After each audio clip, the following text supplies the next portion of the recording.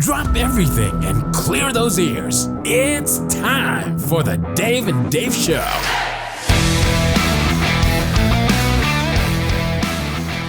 Oh, Jersey Dave, what do you say? What do you know?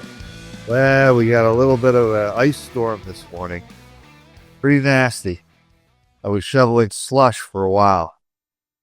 I thought our Chicago slush snow shoveling days were over, but apparently not. This should have kind of a rough winter around here. We've had a bunch of snow, been cold most of the winter. I think it started out kind of warm, but then when it got cold, it stayed cold. Well, I see you're sporting your Mets hat there. You must be pleased with Where's the reason? the polar bear. The polar bear. Speaking of cold, Yes. the polar bear. I want to talk about the Huskies, the Washington Huskies. They let me down last night.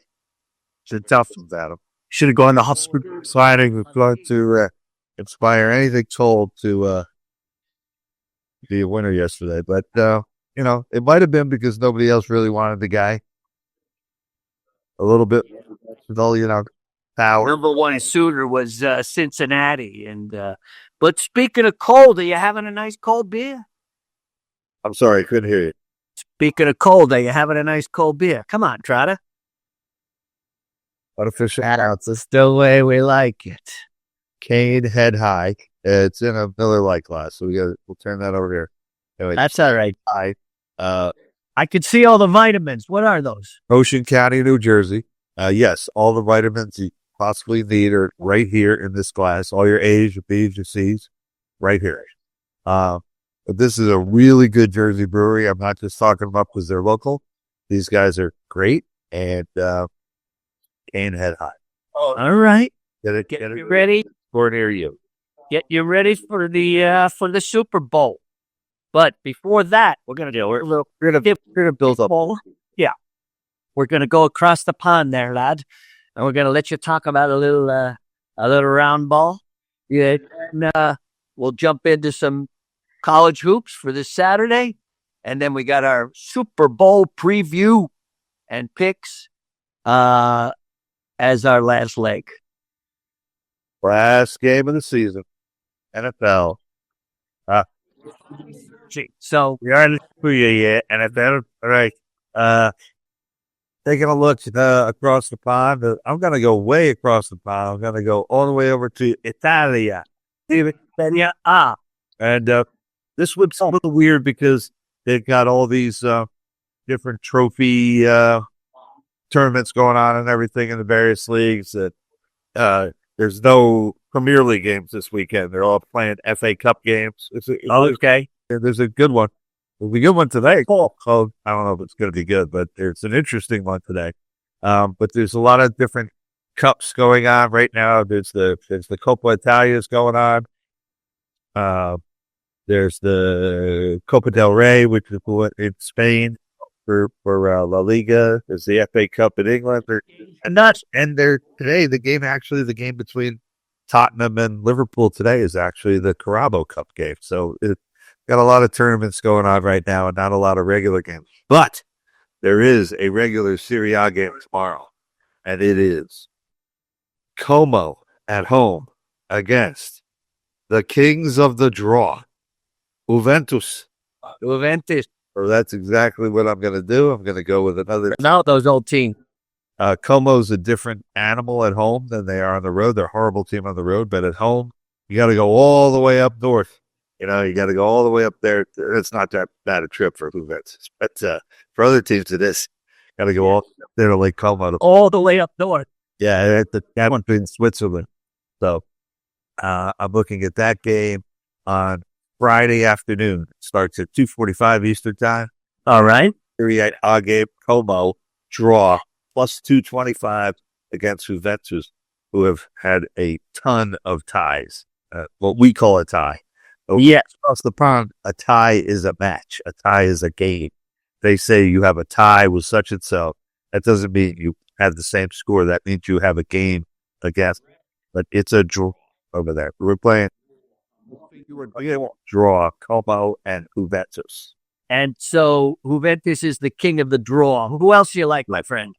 I got one FA Cup game, which is the big tournament that's been going on for 100-something years over in England. And it's just, it was a coaching change made at Everton. They rehired a guy who had been their coach previously. It's guy David Noyes. And ever since they got him back as a coach, he's an old guy. He's one of the most successful coaches in the history of the Premier League. And Everton they've been on fire. They've really been playing well. So I am taking them straight up in their on Saturday. Everton plus 180 against Bournemouth. And Bournemouth is good. And Yes, they are good. well, they stumbled a bit last week, but of course it was against the best team in the league. It was against Liverpool. But coming off their thrashing of Nottingham Forest, I expected a lot more from Bournemouth in that game, especially at home. And they didn't show it. So I'm thinking maybe they're a little bit of a valley here. Okay. A little bit from Everton. Price plus 180. Obviously, we're not like some sort of prohibitive underdog or something.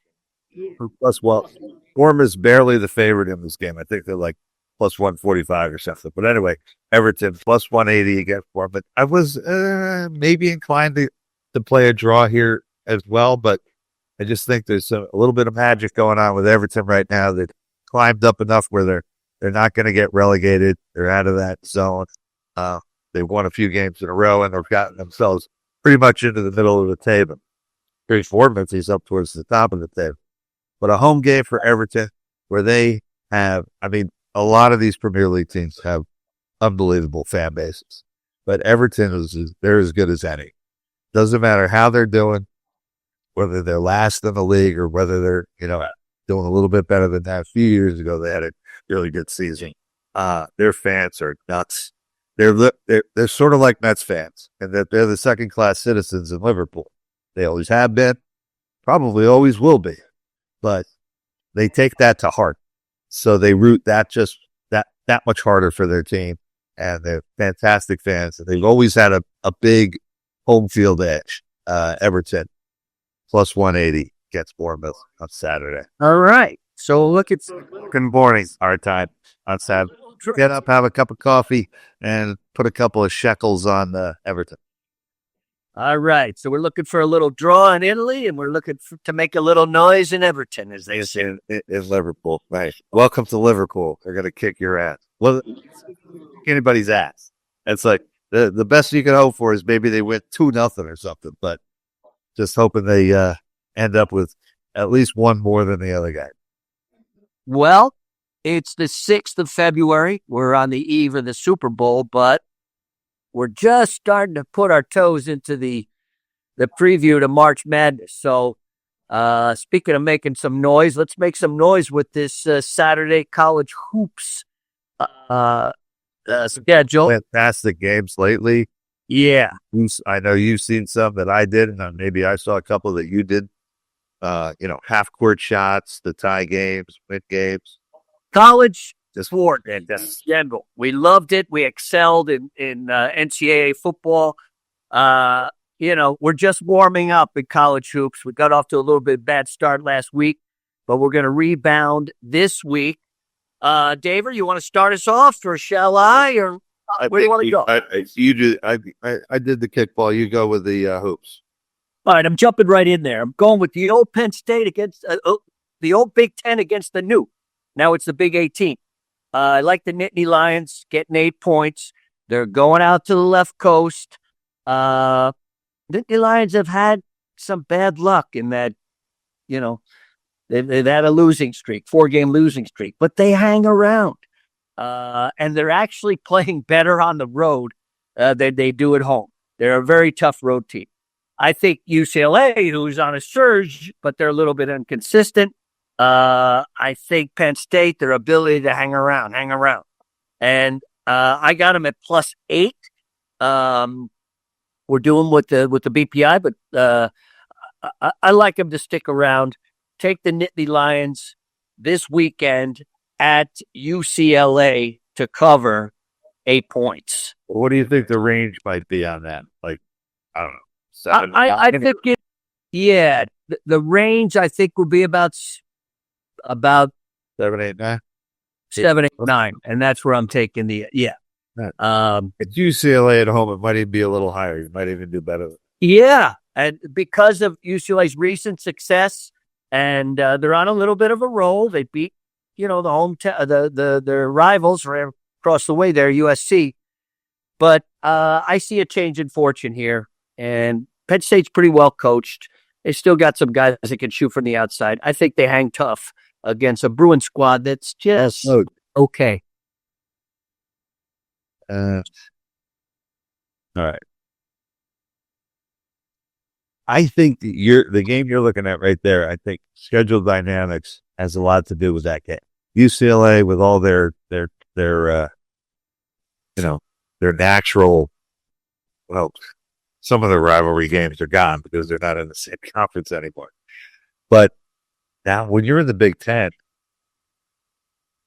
it's just one big game after another.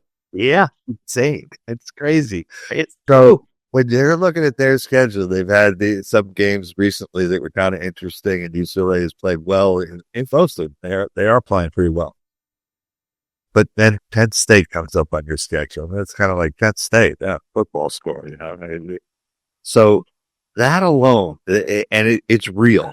The real dynamic in college sports, especially college basketball, is do the teams get pumped up for the other guys, or do they not?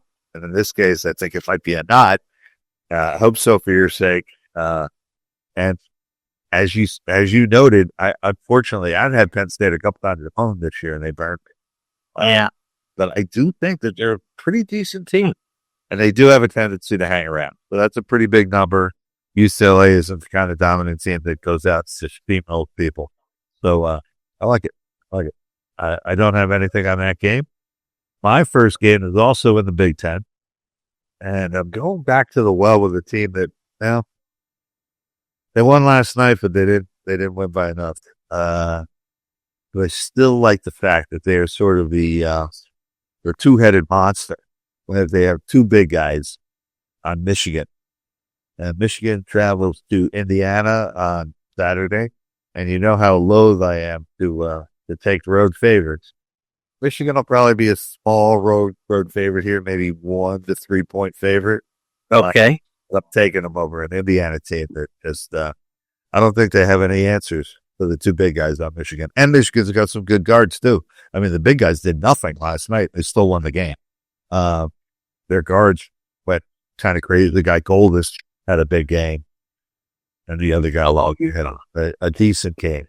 The other guys had a decent game, but the big guys get rolling, I think, on Saturday against Indiana, and I think they win that game comfortably. Michigan minus, say, a couple against Indiana. Yeah, the Hoosiers are struggling against any teams with size. Anybody, yeah. Yeah, that anybody for that matter. But this especially, they just want to be able to shoot, but not a rebound. Okay, I'm jumping over to big guys who have skills. Exactly. Okay, who do you got? I'm jumping over to the SEC, I believe. I'm taking UCF. I'm getting 12 at Baylor.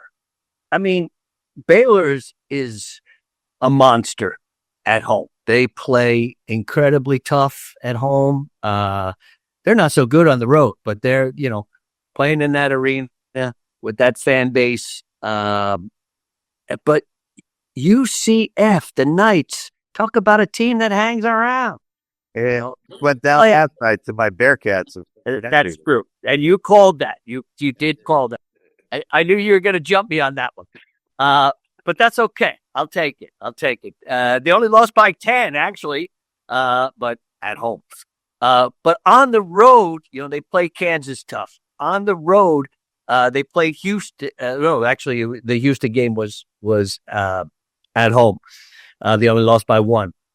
They beat Arizona State on the road. They played Arizona. And they're definitely. I just think they stick around. I don't think there's a lot of difference between University of Central Florida and Baylor. Baylor I'll give them credit. They're tough at home. They do have some big guys, but UCF has some good guards. They can shoot. They can stick with these guys. I see the line at 12.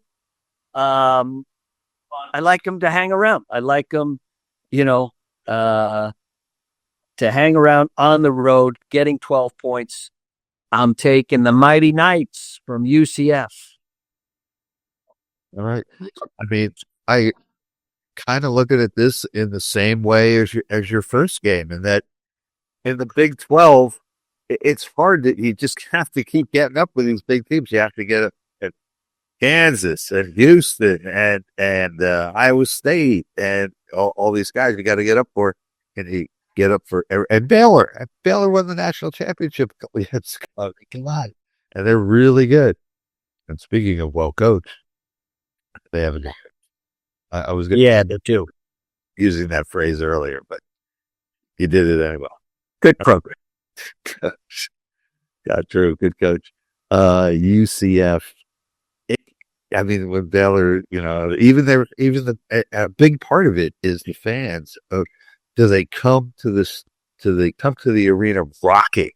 They definitely come rocking when it's Kansas. They definitely come rocking when it's, another top 20 team. But when it's Central Florida, who's not even a natural rival, never been in your conference until just recently. I mean, is there really that kind of hype for the game? And they do have a tendency to hang around. They've got talent. They have a pretty good team. They really do. So I like that. I like that one as well. Nothing to do with that pick, but you've definitely got a strategy going here. You got some road dogs. Road dogs. Road trip with road dogs. And I'm thinking road favorites, although my next one is a Big East clash. I guess it's a clash of the Titans. 2 ranked teams. Marquette, who just had a really, really cool, what was it, last night or the night before? Night before. St. John. Yeah. Really good game.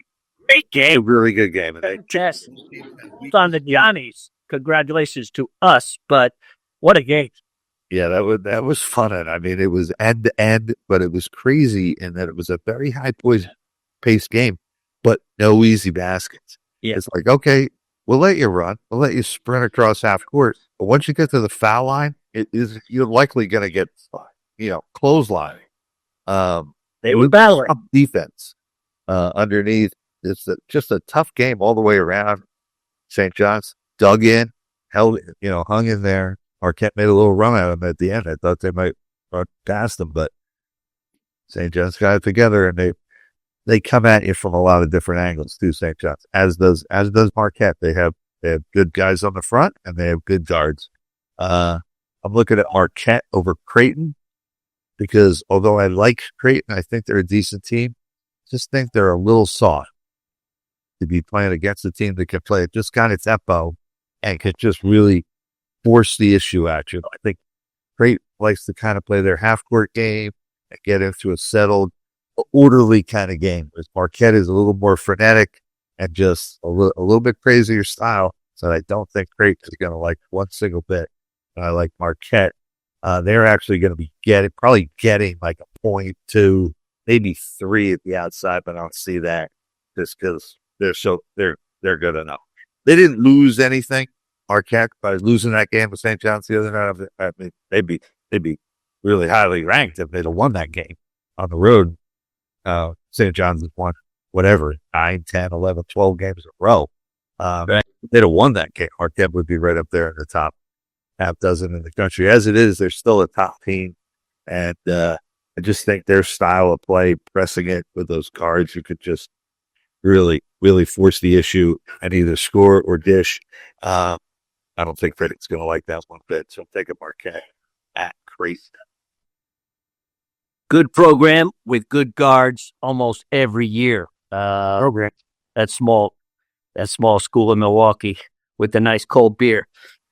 My third pick, I'm doing a total. I'm doing a total between 125 and 130. I know we've talked about Houston and their D. I just think that they're going to your alma mater there. They're heading out to the Rocky Mountains. And I don't know if Colorado. Got us. Wait. Colorado's going to struggle to maybe put up 40, 50 points. I just think Houston's too tough for them, even on the road.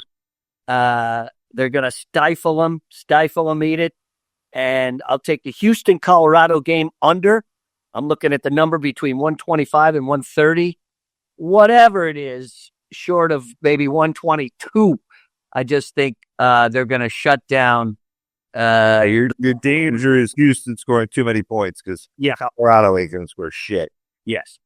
But I think they could hold them to, 45 points. 40. So, yeah. Let's get the under there. Houston. I'd be a little scared because, Colorado at home and right altitude and everything. That's always a factor. But they haven't been showing it. I mean, listen, I went to Colorado and hey, I've been watching their games this year, as I always do. They lost their top 4 or 5 players from last year. They had guys go to the NBA. I mean, Colorado basketball, they had their best season probably in their history last year. They've had some pretty decent players on their team. They had Chauncey Billups. They had a good team. With Chauncey Billups, they beat Indiana in the tournament that year. They basically, that was Bobby Knight's last game. Coach for Indiana was against Colorado in the tournament. Chauncey Billups ate them up. They had a good team when I was out there. Not a tournament team, but a fun team to watch with a guy who ended up playing in the pros named Jay Humphreys. The last year's team was the best team. They'd never won 26 games before. Now, I know they play more games these days, but still, they won 26 games last year. Yes, it was in the Pac-12. A little bit easier competition than what they're facing this year. This year, it has just been brutal. I mean, they're over. They're over in the conference. It's really bad. Really bad. I wish I could say they had a bunch of young guys that are going to, bring them up in the next year or two, but I don't know if that's necessarily true. And their coach, Nat Boyle, has done a great job for a lot of seasons. He's been there for a while now. I saw him play when he was a point guard at Kansas, even though he's from Boulder, Colorado. You're dating yourself there, lad. Yeah, I am. Nat Boyle. Anyway, great coach. He's not there. He's not going anywhere. He's coach until he dies or quits at Colorado. But it's kind of looking lean right now. Like he built it up about as high as it could go the last season. They might not have gone as far as maybe they could have or should have last year. And boy, I wish they had because they ain't going nowhere this year. That Houston defense against this Colorado offense, he might be right. They just annihilate these guys. It might not be pretty at all. All right. I'm sorry to spend so much time. No worries. What do you got for your 4th pick? It's only my 3rd pick, and it is that's right, Missouri. My favorite. Now again, Loves those guys. Finally, I got a home team now. I got Missouri in a really good matchup. I mean, I almost hesitated to do this. I just wanted to make a pick on the game because it's going to be such a good game. Missouri against Texas A&M. 2 teams that I think are a little bit underrated. Missouri just last night really played Tennessee tough. And they got the game to go their way. They got the game to go a little high scoring, but didn't play enough defense to slow Tennessee down enough. But anyway, I'm looking at Mizzou at home. They're going to be, and maybe a pickup, hopefully like a pickup, because Texas A&M is good, but maybe up to like giving 2 points, something like that. Anyway, I'm taking Missouri. Keep playing their game. Keep shooting the ball the way they can. Keep scoring points the way they can. I think they take down Texas A&M. Missouri -3. Another tough battle in another tough conference. But I'm with you because Missouri's been my savior so far this year. I'm heading out the West Coast, a team that just disappointed me, the Cardinals from Stanford. They let me down a little bit at home. The match. Force is good. Yeah. Oh, yeah. They played a tough match. Yes. They played Wake Forest. It was a tough match. They lost to SMU, which has a surprisingly good team this year. Good. Yeah, SMU very good. Unbelievable, right? But they're hosting NC State. That's the Stanford Cardinals. They're playing terrible this year. They just lost 7 in a row. They do hang around. Talk about hang around, but I think this is a little payback time for Stanford, who came up a little short last night, and they're gonna get it together at home against NC State. I got the line at like 2.5. Lay those points. I like Stanford to come out strong. All right. I mean, it almost makes it seem like sense. That's the only thing that I'm scared about that game.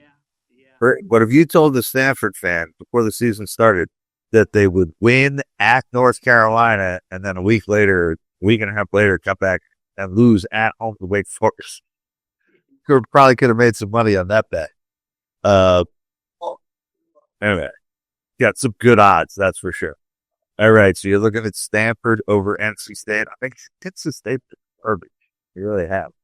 There are more in the ACC other than Syracuse, but they look terrible. Terrible. Again, they got smashed last night.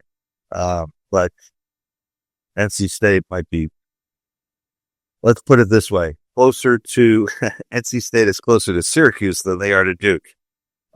So Stanford also got to get it turned around, right? You can't lose 2 in a row at home. The Wake Forest, NC State. They're stuck. They got some size. Going anywhere. Rebound well. Stanford should be thinking about going somewhere.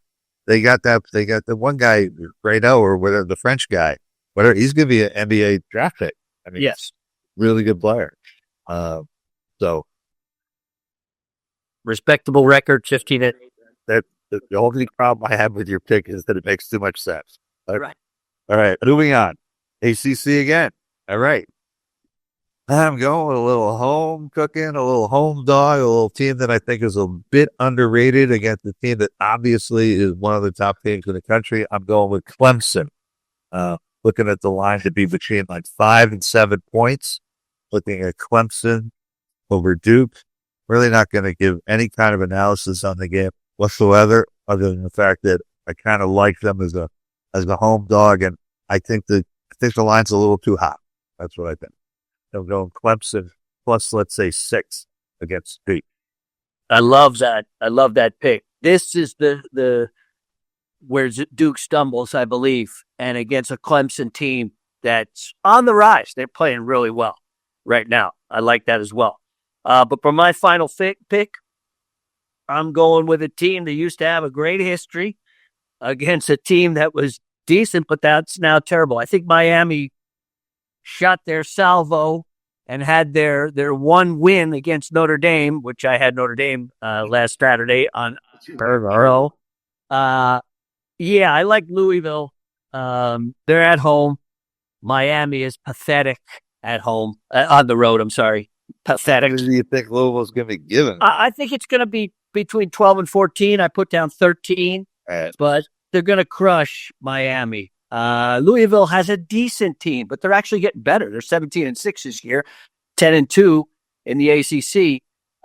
Miami is 1-10 in their lone victory. I don't know how Notre Dame lost to them, but they did, and they lost it, in Miami. But they're a terrible road team. They're going to Louisville. Give the 13. Yeah, they're going to be out. Yeah, it's going to be a massacre. All right. Okay. For my last pick, I'm going up against another one of the top teams in the country again. Let's see how many I'm going at. Actually, I'm going against 4 ranked teams. However, I'm going with a couple of ranked teams in those games. So I guess that's a wash. I think everybody I have is a legitimate team. It's okay. I'm not taking any crazy dogs against any big-time team. This one, I'm going with John Calipari's Arkansas Razorback. Shot from the 8 win. Between 3 and 6. Let's hope for more like 5 or 6 against Alabama, who I really like. Really like that team. I just think it's just a great spot. Arkansas at home. Used to be 40 minutes of hell with Nolan Richardson. I don't know what it is now. 40 minutes of heck with Coach Cal. And all right, let's move on to there's a football game this weekend, I heard. Going to Nolans. We're having a couple of hurricanes and some jambalaya, little gumbo. I've had a couple of nice visits to that beautiful city, Nolans. Love it. Was down there for Mardi Gras a couple of times. Dave, I'm going to jump right in. Than drop this year. Yeah, the line. No fun allowed. I see the line is dropped to 1 at Hard Rock Bet in beautiful state of Florida. Yeah, I got Chiefs -1 Sunday. This Sunday, 5:30. So 1.5. it's gonna be the late start. The money moved, but that was yesterday or the day before. It went to Eagles -115, Chiefs -105, but it's still 1.5 on DraftKings.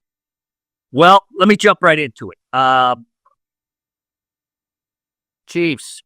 How the Chiefs going to win and cover? Same formula. Don't panic. Be versatile. They always play. Yeah. Well, they play every year.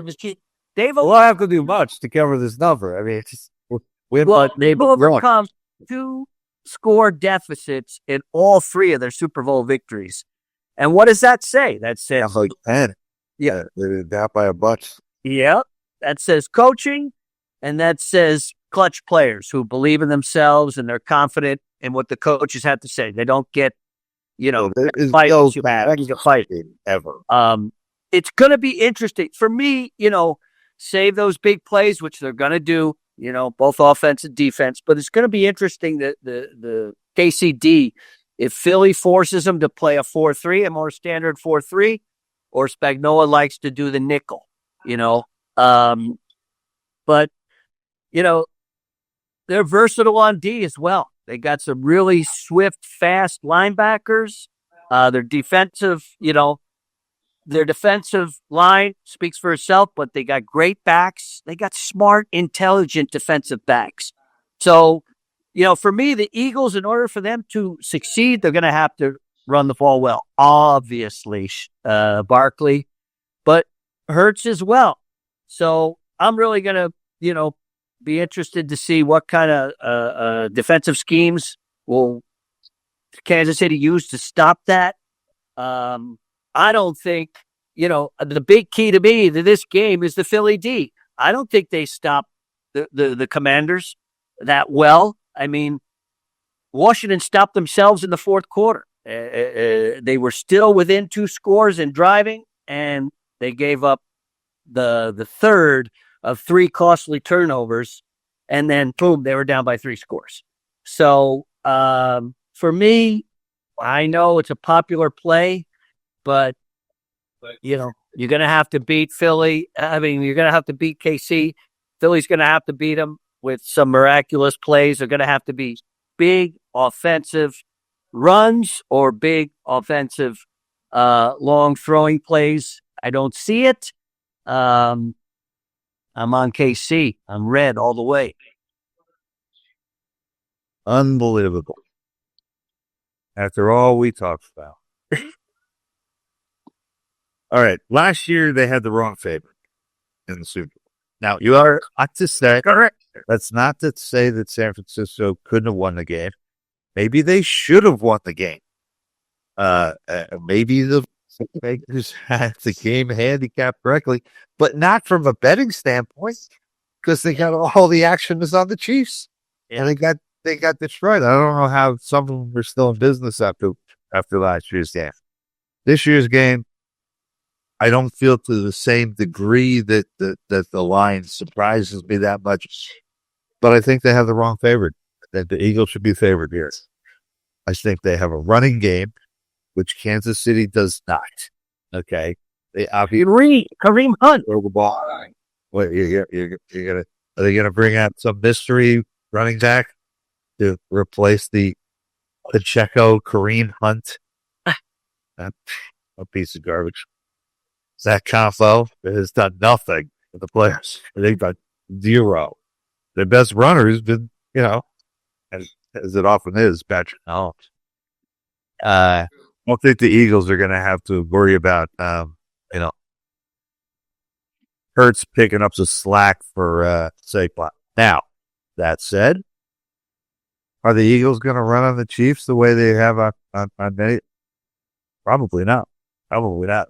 I think they're going to almost have to use them as a decoy, make it look like run and do something else.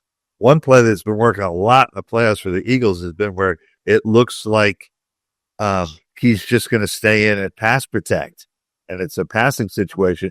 And then he just releases, and nobody covers him. Yeah. Open. And he dangerous out of the backfield. All right, we're almost down to a 1-minute warning here. So bring it home, Dave.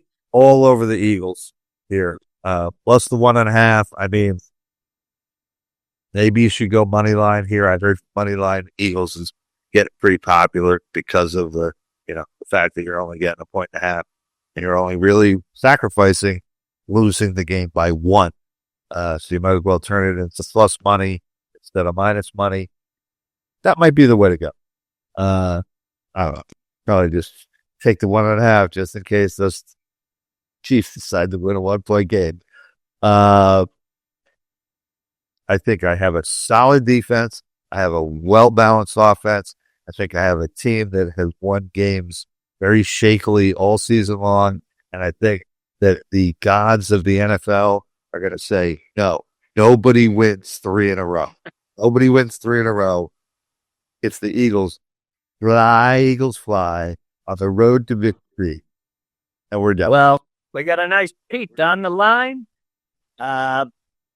Any prop bets real quick that you like? I like Xavier Word, but probably look at the under. I would look at the under, and I saw the first big bet that came in is actually on the under, even though everybody's playing the game over.